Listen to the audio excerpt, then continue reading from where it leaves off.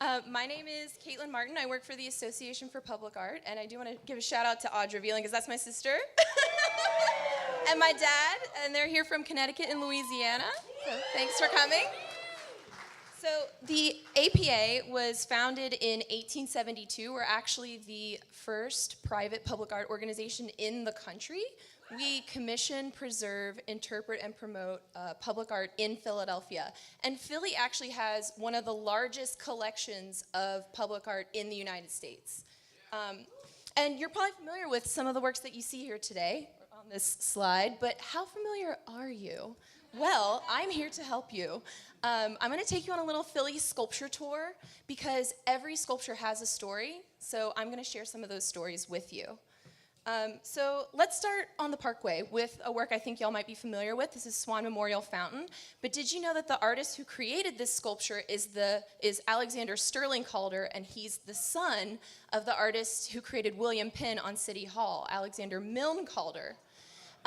We also, between those two sculptures, we have the sculpture Three Discs, One Lacking by Alexander Sandy Calder, and so that's the grandson. So he's between his grandfather's William Penn and his father's Swan Fountain. And speaking of William Penn, this sculpture's huge. It's 36 feet tall, and it weighs more than 53,000 pounds. Yeah, it's a lot of pounds.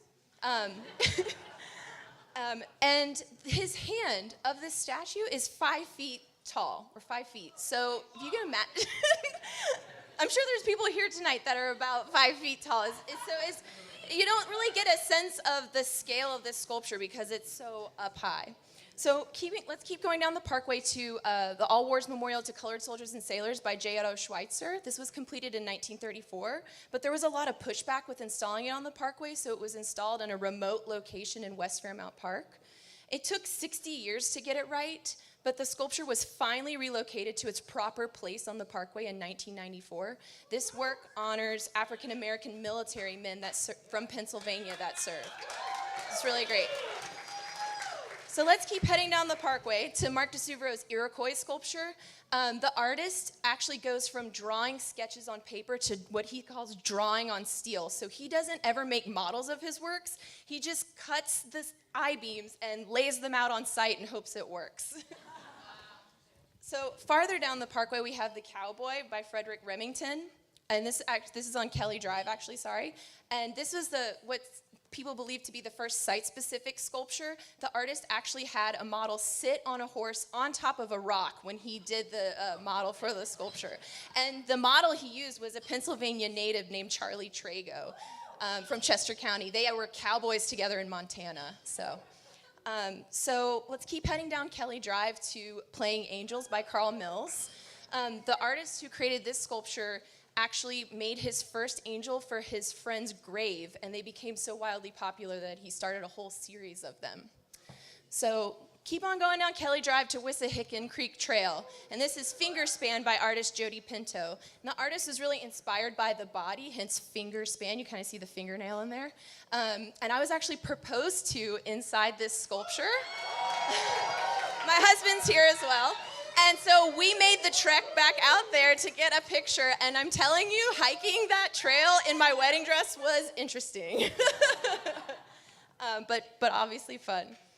So looping back around to Center City, I want to talk a little bit about the Love sculpture, because I know this is a beloved work, currently in storage, being conserved. Don't worry, it'll be back. But this is actually a sculpture, not a statue. I think that's a really common misconception. But statues are artworks of figures or animals, life-size or larger. Sculpture is any three-dimensional work. So when in doubt, just say sculpture. It's sort of like the square rectangle thing.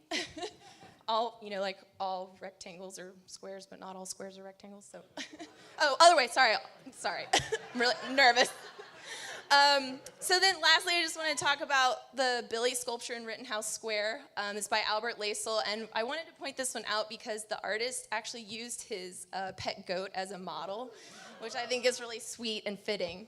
And then we do commission new work. So this September, we're commissioning Fireflies by artist Sai Gua Chang. And what he's going to do is bring 27 pedicab sculptures to the parkway at night that you'll be able to ride inside of for free. So I hope to see you there in September 14th to October 8th. And I hope that some of the work I've shared with you tonight has inspired you to maybe look closer, share some knowledge about public art. And my husband has brochures to share if anyone's interested in learning more about Philly's public art. Thank